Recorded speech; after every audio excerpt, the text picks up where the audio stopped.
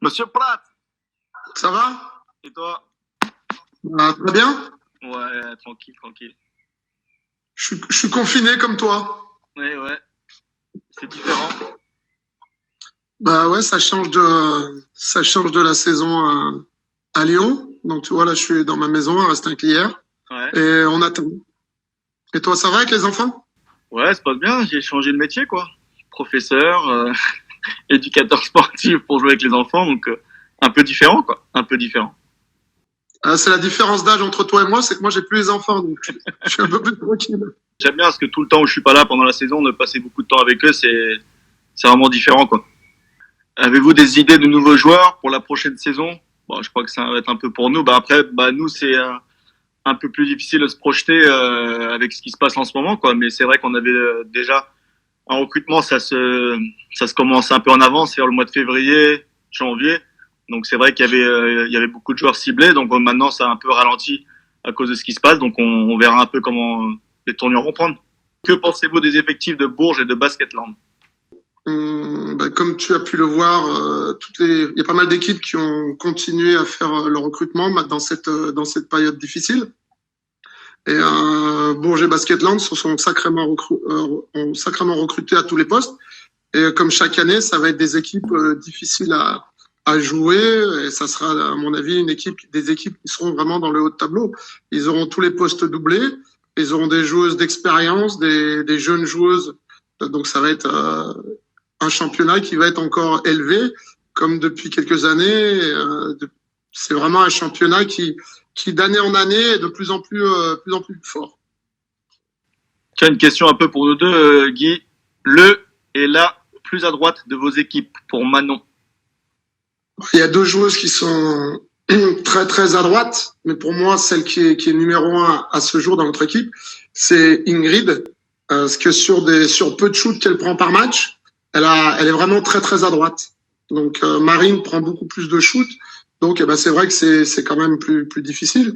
Mais Ingrid a un taux de pourcentage et dans des moments importants qui sont vraiment très appréciables pour une équipe. C'est deux joueuses totalement différentes, une joueuse qui a beaucoup besoin du ballon par son jeu et une deuxième qui en a nettement moins besoin et qui est vraiment, pour nous, c'est vraiment une joueuse très très intéressante sur des retours de passe ou sur des tirs après écran, sur des pics sur son tir à 3 points.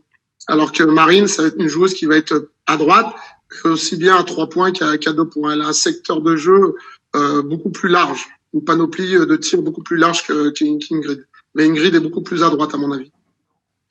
Ouais, c'est une bonne question aussi, je trouve des fois, Guy, parce que là, par exemple, on pourrait parler de l'entraînement et de situation de match. Tout le monde n'a pas le même, tu vois, la même confiance, hein, que ce soit sur le terrain pendant le match, tu vois, je veux dire, ou à l'entraînement, parce que moi, je vois des joueurs beaucoup plus adroits des fois à l'entraînement, mais en match, des fois, c'est des choses qui peuvent se passer comme le stress ou, je sais pas, quand tu joues pas pendant 10 minutes, tu rentres sur le terrain, t'as pas la même adresse.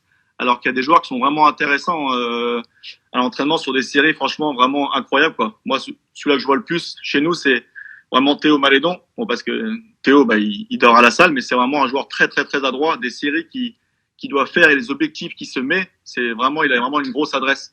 Et après, c'est vrai que c'est des tirs différents, que ce soit en match, en entraînement, tu peux faire plein de spot-up à l'entraînement et après, tu as tir après dribble qui est complètement différent. Donc, franchement, après, c'est une bonne question, hein, parce que c'est pas pareil en entraînement et en match et dans quel contexte. Quelle a été l'équipe la plus difficile à jouer cette saison? Bah, je vais répondre d'abord déjà une équipe en Euroleague, c'est vraiment FS Pilsen. FS Pilsen, c'est vraiment une équipe incroyable. Je trouve qu'ils l'ont montré sur tout le long de la saison. Ils ont juste un joueur qui est en Shane Larkin qui est juste inarrêtable. Donc franchement, comment ils jouaient, de la façon dont ils jouaient, ils avaient des grandes chances de gagner l'Euroleague. Bon, on n'aura jamais la réponse à ça. J'espère qu'ils vont garder peut-être le même effectif ou les plus gros joueurs qu'ils ont pour l'année prochaine. Et puis j'espère qu'ils puissent gagner parce qu'ils le méritent. C'est un plaisir de voir des joueurs et des équipes comme ça. Donc, je dévie un petit peu, mais c'est vrai que pour moi, c'est vraiment un plaisir de regarder ces matchs d'Euroleague par rapport à la NBA, si tu veux, où la NBA, une grande partie de la saison, pour moi, c'est nettement moins intéressant que l'Euroleague, où l'Euroleague, il y a vraiment des joueurs extraordinaires. Et ils jouent pour eux, mais aussi, il y a un collectif qui est intéressant. Donc c'est vraiment agréable de voir ces équipes jouer à ce niveau-là, quoi. C'est vrai que pour vous, ça doit être un pied extraordinaire aussi bien pour les joueurs que pour les coachs de jouer contre des équipes de ce niveau et des joueurs de ce niveau, quoi. C'est vraiment super intéressant. Ouais, je suis d'accord avec toi, hein, Guy. Franchement, superbe expérience. Franchement, d'être à ce niveau, que ça soit même de voir aussi, pas que les joueurs, mais aussi les coachs, vraiment des coachs, des gros renoms. Et puis, quand tu es vraiment dans le coaching, quand tu regardes toutes ces cliniques de tous ces coachs, de les voir en vrai, de voir comment ils opèrent, c'est vraiment aussi une superbe expérience. Quel est ton plus beau souvenir basket? Les premiers titres avec le BLMA ont été vraiment, ça a été vraiment génial, quoi. Aussi bien la Coupe de France, le gagner, comme ça s'appelait avant à Bercy, c'est vraiment un truc extraordinaire, parce que tu joues devant énormément de monde, la salle était pleine et c'est vraiment des souvenirs extraordinaires.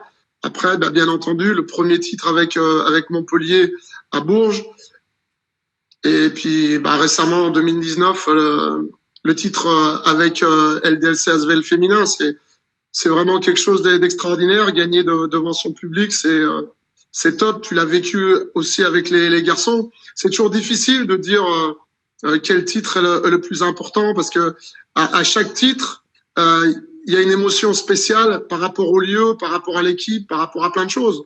Il y a toujours de l'émotion et tous les titres ont vraiment une saveur particulière. Ouais, je suis d'accord. Après, moi, j'ai quand même deux titres qui me tiennent à cœur quand même. En tant que joueur, d'avoir ramené le premier titre au SLUC Nancy en 2008. C'était vraiment un super souvenir avec Jean-Luc Monchot et puis tous ces joueurs. Et pourquoi ce titre? C'est franchement la façon comme on était ensemble avec tous les joueurs. On est vraiment famille, qui ont été toujours ensemble, que ce soit sur le terrain ou en dehors du terrain. Avec des capitaines comme Ricardo Greer, Cyril Julien, vraiment un super groupe, Papa Magou, je pourrais dire. Et les joueurs, c'était super. Et après, en tant que coach, enfin assistant coach bien sûr, c'est l'année 2016 quand même. C'est exceptionnel quand même d'être à 0-2 quand même, Guy. Et tu sais comment c'est dur au basket de revenir de 0-2. Tu prends presque 20 points deux fois à Strasbourg. Tu reviens chez toi, tu gagnes et après tu gagnes un match à l'arraché, game 4. En plus, t'as -7 avec 2 minutes à jouer. Tu reviens, tu gagnes et tu vas à Strasbourg et tu prends le titre là-bas. Franchement, c'était une superbe expérience. Donc, en tant que joueur et coach, quand même, j'ai ces deux qui me restent en tête quand même. Avec l'Asvel en 2019, quand on menait 2-0, 2-2, tu reviens chez toi devant ton public. Et là, bon, on avait une confiance énorme en nous, parce que on savait comment jouer l'équipe adverse, on savait ce dont on était capable. Et quand tu perds deux matchs de suite, qu'il en reste qu'un, c'était la première fois où nous on jouait en 5 manches. Donc c'était vraiment quelque chose d'extraordinaire. Et ça restera inoubliable, parce que pour moi c'est aussi dans ma ville, la ville où je suis né, et gagner un titre à Lyon devant ma famille, devant mes amis, c'est quelque chose d'extraordinaire, quoi. Et derrière, pour l'avoir vécu avec vous, Guy, j'étais franchement ma de bonnet. C'est super ambiance. Hein. Franchement, félicitations à tous les supporters, toute la ville, tous les partenaires, parce que c'est vraiment ce qu'on a vécu l'année dernière. C'était vraiment une saison inoubliable quand même. Donc franchement, des deux côtés, hein. Rien à dire. Oui. Non, c'était bien. Donc c'est pour ça là, je remercie tout le club, tout ce qu'ils ont fait, et puis tous les supporters, tous les bénévoles, parce qu'on a vraiment vécu des moments historiques. Et ça ne sera pas fini, je vous l'annonce. Objectif pour l'année prochaine, Asvel féminin et masculin de Nathan.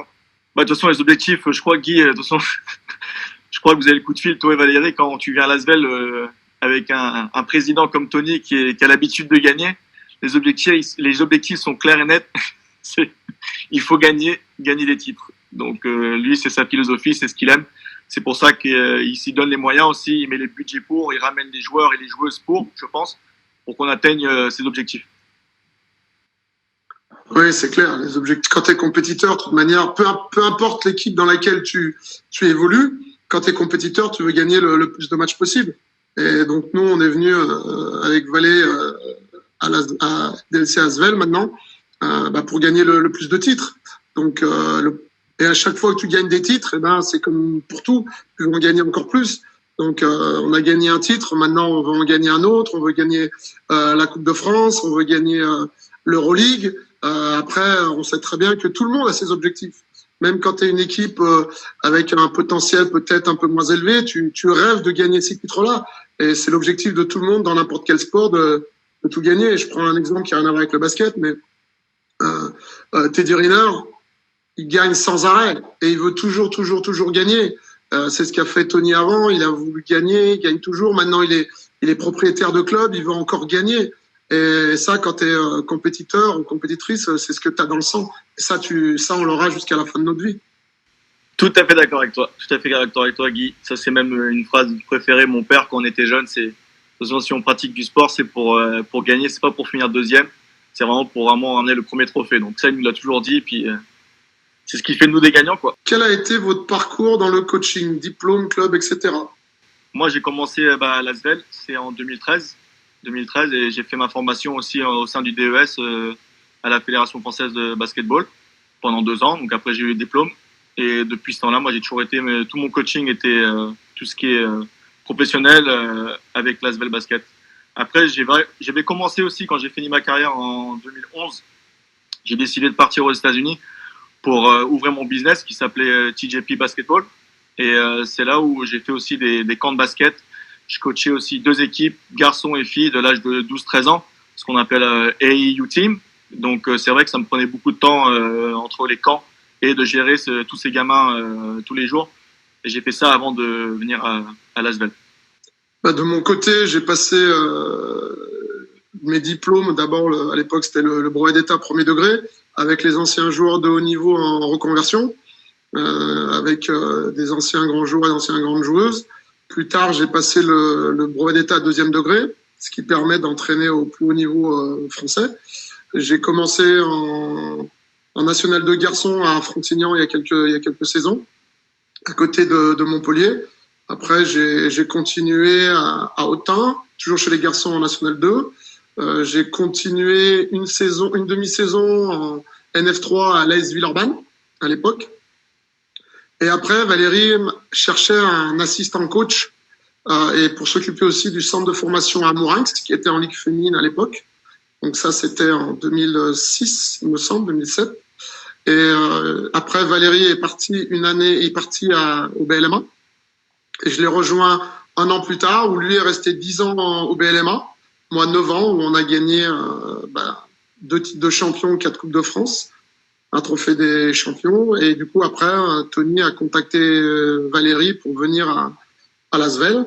Et Valérie m'a demandé de le suivre, c'est ce que j'ai fait. Et nous finissons notre troisième saison. Parle-nous de Marine Johannes. Marine Johannes, c'est quelqu'un qui est totalement différent sur le terrain et en dehors du terrain. Et je pense que c'est quelqu'un qu'il faut connaître parce que souvent les gens se posent des questions comme quoi elle parle pas beaucoup, etc. Mais c'est dans son tempérament. Mais quand on la connaît bien et quand elle arrive à vraiment être en confiance avec les gens, c'est une personne vraiment extraordinaire, quoi. C'est quelqu'un qui a beaucoup d'humour. Et quand on la voit comme ça, c'est vrai que ça fait bizarre, quoi, parce qu'elle parle pas souvent. Et c'est quelqu'un vraiment d'extraordinaire en dehors du terrain, qui demande à être connu. Mais c'est vrai qu'il faut qu'elle fasse aussi un petit pas vers les autres. Et je pense que depuis cette année, elle progresse énormément là-dessus. Et puis sur le terrain, il n'y a pas grand-chose à dire. Pour moi, c'est la plus forte joueuse que j'ai vue depuis de nombreuses années.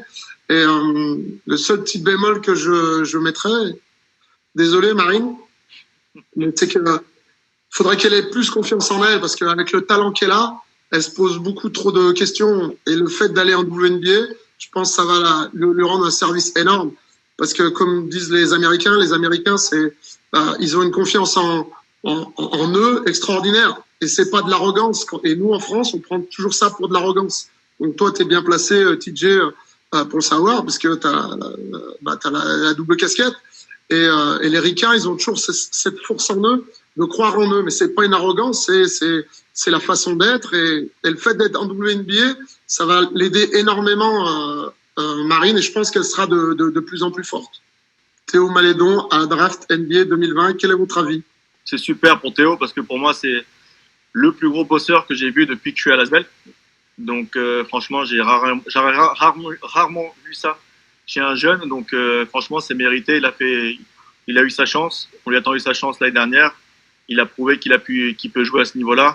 Cette année, un peu plus de difficultés. Bon, il a connu des problèmes de blessures, bien sûr, mais on sait où est vraiment son vrai niveau. Donc après, c'est vrai que ça va être une draft intéressante. Après, je sais pas comment ça va se passer aux États-Unis, mais il y a vraiment beaucoup de meneurs de talent. Mais Théo, je crois que c'est un des joueurs qui a joué dans le championnat le plus difficile pour son âge comparé à d'autres qui sont aussi à la draft. Donc bien sûr, ils ont plein de talent, mais de jouer en Euroleague ou de jouer en college basketball ou de jouer en Australie ou de jouer un peu comme Kylian Hayes aussi à Ulm, même s'il a fait une très bonne saison, Kylian Hayes, franchement, il m'a vraiment impressionné. C'est vrai que Théo, de jouer pour une équipe qui gagne, qui doit gagner, qui a des vrais objectifs de titre et de jouer derrière d'autres joueurs, des fois, c'est pas facile de montrer tout ce qu'il peut faire. Donc, mais on sait qu'il a le talent et qu'il va y arriver. TJ, que penses-tu de Mathieu Strazel? Ah, Mathieu Strazel. C'est toujours sympa de parler de Mathieu Strazel, parce qu'avec Johan Sangaré, quand il a vraiment repris en tant que GM, et puis moi aussi, j'étais beaucoup sur les jeunes, sur le centre de formation. Mathieu Stradel, ça a été notre premier recrue qu'on a recruté de Marne-la-Vallée, ou avec le deal qu'on avait avec eux.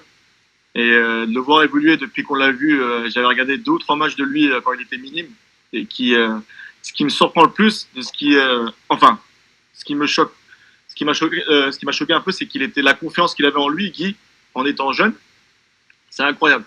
Et qu'il ramène cette confiance en lui, que ce soit en espoir, en pro ou n'importe quel niveau où il joue, il reste le même, quoi. Donc vraiment un gamin qui a peur de rien et qui montre, il a eu sa chance aussi, lui, un peu comme Théo, et il l'a pris. Et puis vraiment cette année, il a fait des choses vraiment impressionnantes.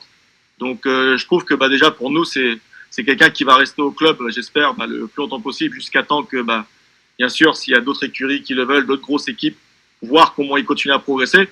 C'est vrai qu'il peut aller peut-être au top européen, tout dépendra de lui. Mais il a déjà montré qu'à son âge, ce qu'il a fait contre le Real Madrid, contre Panathinaikos, ou même son premier match contre Victoria, c'est quand même impressionnant. Quels sont vos principaux champs d'intervention en tant qu'assistant? Pour ma part, j'étais beaucoup en charge de tout ce qui est première partie d'entraînement, tout ce qui est échauffement, tout ce qui est jeu de transition au début, après quelques systèmes aussi, la press break, des systèmes qu'on fait derrière. Et puis après, beaucoup aussi sur tout ce qui est travail individuel avec Joe, pendant l'entraînement ou en dehors. Donc ça, c'était beaucoup de ce que je m'occupais. Et bien sûr, préparer les entraînements avant avec le coach de ce qu'on va faire de la séance, quoi. C'est un peu la même chose. Moi, je m'occupe de toute la partie échauffement pendant 20-25 minutes, remise en jambe un peu après les étirements avec Valé. Après, j'interviens sur certaines phases de jeu défensives et offensives. Et puis après, sur tous les entraînements individuels où je m'occupe de la progression des joueuses sur tout l'aspect individuel, aussi bien sur les joueuses intérieures que sur les joueuses extérieures. Comment est Tipeee en tant que président? Je peux en dire beaucoup parce que c'est vraiment quelqu'un qui est vraiment investi déjà et connaisseur. Ça, c'est important de le savoir. Il est toujours au quotidien de savoir, grâce à Gaëtan ou MS du côté basket masculin et féminin. Et il veut toujours prendre des nouvelles, voir comment les joueuses y vont. Il est vraiment investi des deux côtés. Il n'y a pas un plus que l'autre. Je ne sais pas si tu peux le remarquer ça quand même, Guy. Moi, je trouve que il n'y a pas trop de différence. Et franchement, je trouve que quand il est encore en saison NBA et d'être au quotidien au téléphone, que ce soit avec moi, avec Gaëtan, avec n'importe qui est investi en club, c'est impressionnant quand même. Ce n'est pas trop dur d'être assistant coach. Vous faites tous les deux un boulot énorme et on met toujours le coach en avant. C'est pas dur parce que c'est ce qu'on veut. C'est ce qu'on a choisi au départ. Donc, dès l'instant, on sait ce qu'on veut. C'est beaucoup plus facile. Alors, je te dis pas que des moments, il n'y a pas, enfin, pour moi, je vais pas pour répondre pour TJ, mais que des moments, il n'y a pas des moments des moments de frustration parce que sur certains choix, sur certaines initiatives, tu voudrais faire différemment. Surtout, je suis quelqu'un avec un gros caractère, avec une présence. Et c'est vrai que des fois, c'est pas facile. Mais après, il faut savoir rester à sa place. Le jour où je me sentirais plus pouvoir rester à ma place, et peut-être que je partirais, voilà, tout simplement. Mais en ce moment, non, tout va bien. Surtout en plus quand tout se passe bien dans un club comme LDLC Asvel féminin, c'est top, quoi. Mais non, pour le moment, ça va.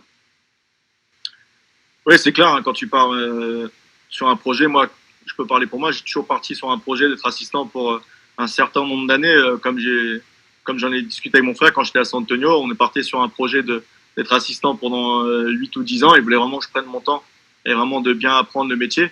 Donc moi, être assistant, c'était vraiment une bonne expérience, franchement, d'être au début avec Pierre Vincent, avec qui j'ai beaucoup appris en tant que joueur quand j'étais jeune, et maintenant en tant qu'assistant, parce que Pierre Vincent, c'est quand même, on va pas se mentir, hein, c'est un bouquin du basket, que ce soit féminin déjà, il a fait vraiment des gros résultats, et après en masculin, pas les mêmes, mais je crois que s'il aurait eu le temps un peu plus, il aurait aussi gagné, parce qu'il est vraiment connaisseur. Et après d'avoir JD Jackson qui donne vraiment beaucoup de responsabilités sur le terrain, avec lui, beaucoup à l'écoute. Et après d'avoir connu aussi Mitrovic, c'est vraiment plein d'expériences que j'ai pris. Mais franchement, après, tu es là pour donner tes idées, des conseils. Après, c'est vrai que c'est eux qui font les choix. Mais c'est vrai, d'être assistant, c'est important. Et un jour, si toi ou moi, Guy, ben, on le sait déjà, si t'es coach numéro un jour, tu sais vraiment très bien que tes assistants, c'est vraiment utile. Et il faut vraiment l'utiliser. Mais après, on sait très bien le métier. Et puis, c'est ça, hein, c'est ça le métier, c'est donner tout ce que tu peux sur le terrain pour les joueurs, faire le langage des fois entre les joueurs et le coach. Et c'est vraiment que tout te passe en harmonie, quoi. Guy, il reste 5 secondes, donc merci à tout le monde, merci à tous. Ça m'a fait plaisir, Guy, d'être avec toi.